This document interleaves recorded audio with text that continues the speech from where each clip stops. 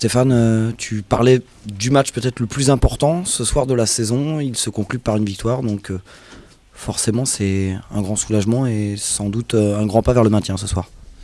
Ouais, c'est vrai qu'on voulait absolument gagner ce match-là pour se rapprocher de notre objectif.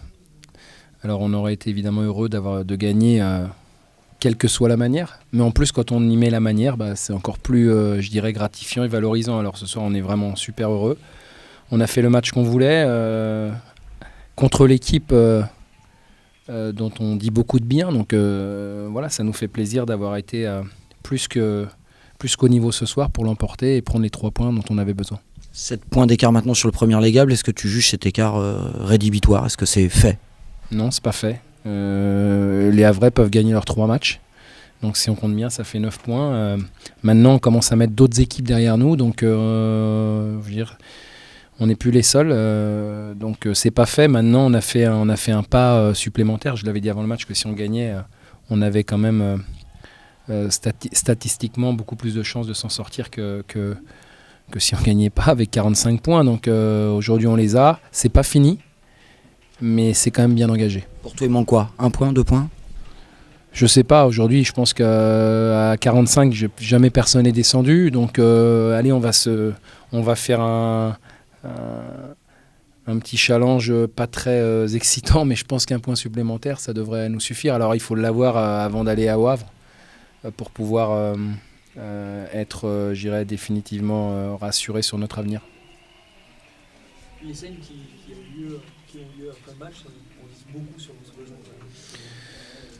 Pour plusieurs raisons, parce qu'on n'a jamais réussi à confirmer, c'est notre première série aussi où on fait 5 matchs sans défaite, on n'a jamais réussi, à chaque fois on n'a pas enchaîné, il y avait du monde au stade, on a senti les gens qui étaient super concernés.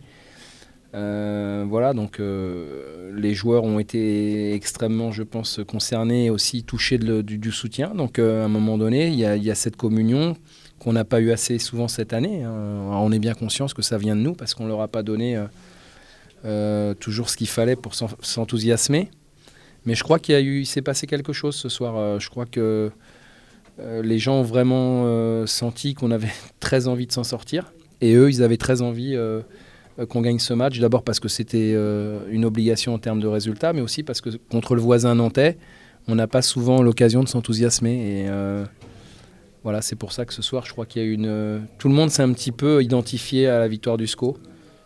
Aussi parce que c'était Nantes et surtout parce qu'elle nous fait un bien énorme et elle va nous permettre, j'espère, de renouveler notre bail en Ligue 2. Ça t'a agacé de rentrer à la mi-temps avec 0-0 seulement? Non, parce qu'on savait que ce serait long, difficile. Ils étaient venus aussi pour gagner. Ils avaient encore un espoir d'accrocher la 3e place.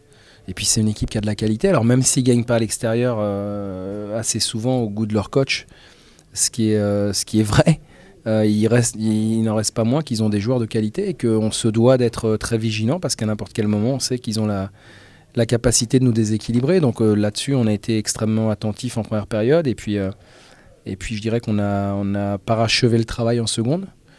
Mais ça fait plusieurs fois aussi et là je voulais le dire, que nos remplaçants nous amènent vraiment énormément. Je pense à Richard notamment. Et voilà, c'est une équipe. J'avais dit avant le match, on ne gagne pas à 11, on ne gagne pas à 16. Ce soir, il y avait 25 joueurs dans le vestiaire. C'est la force du groupe qui, aujourd'hui, je crois, en train d'éclater au grand jour. Et voilà, quoi. Donc ça nous fait du bien. On est heureux. Le travail n'est pas fini. Je pense qu'il faut encore 1 ou 2 points. Mais voilà, on est quand même très loin d'il y a 1 mois et demi où on avait une marge très, très étroite. Voilà, la force du groupe a fait qu'aujourd'hui, c'est ce qui l'emporte sur le reste. Même si j'oublie pas quand même qu'on a montré à certains moments de très belles choses. Et ça, voilà, j'avais dit, je reviens dessus, j'avais dit qu'on était une équipe qui serait meilleure au printemps. C'est pas par rapport au temps, c'est juste par rapport...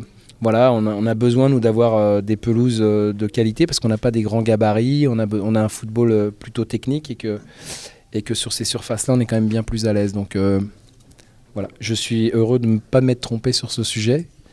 Et voilà, maintenant, vivement vendredi qu'on aille à Istres pour définitivement assurer notre maintien. La sortie de Charbot, c'est de la précaution ou c'est inquiétant pour la fin de saison?